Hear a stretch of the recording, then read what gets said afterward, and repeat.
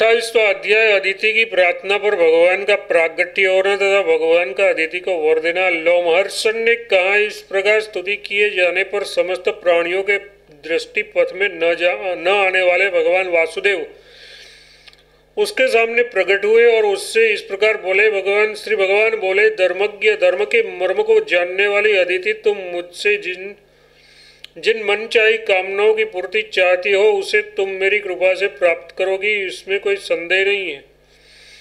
महाभागे सुनो, तुम्हारे मन में जिस वरों की इच्छा है उन्हें तुम मुझसे मांगो, क्योंकि मेरे दर्शन करने का फल कभी व्यर्थ नहीं होता।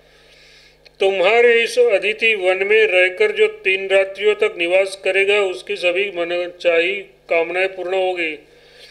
जो मनुष्य दूर देश में स्थित रहकर भी तुम्हारे इन वन का स्मरण करेगा वह परम धाम को प्राप्त करेगा। फिर यहाँ रहने वाले मनुष्य को परम धाम की प्राप्ति हो जाए, उसमें क्या आश्चर्य है। जो मानव इस स्थान पर 5, 3 अथवा 2 या 1 ही ब्राह्मण को श्रद्धापूर्वक भोजन कराएगा वह उत्तम गति मोक्ष को प्राप्त करेगा। अदिति ने कहा, भक्त वत्सल देव, यदि आप मेरी भक्ति से मेरे ऊपर प्रसन्न है तो मेरा पुत्र इंद्र तीनों लोक का स्वामी हो जाए। असुरों ने उसके राज्य को तथा वन यज्ञ में मिलने वाले भाग को छीन लिया है, अतः वरदाता प्रभु आप मेरे ऊपर प्रसन्न हैं तो मेरा पुत्र उसे राज्य को प्राप्त कर ले। केशव, मेरे पुत्र के राज्य के असुरों द्वारा छीने जाने का मुझे दुख नहीं है, किंतु उसके प्राप्त होने वाले उचित भाग का छीन जाना मेरा हृदय को कुरेद रहा है।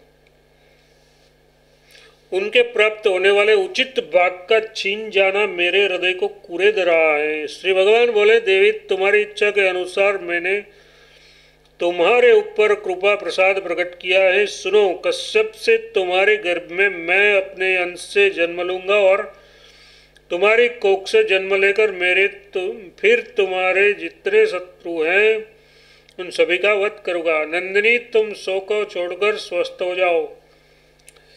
अदिति ने कहा, देव देवेश, आप मुझ पर प्रसन्न हो।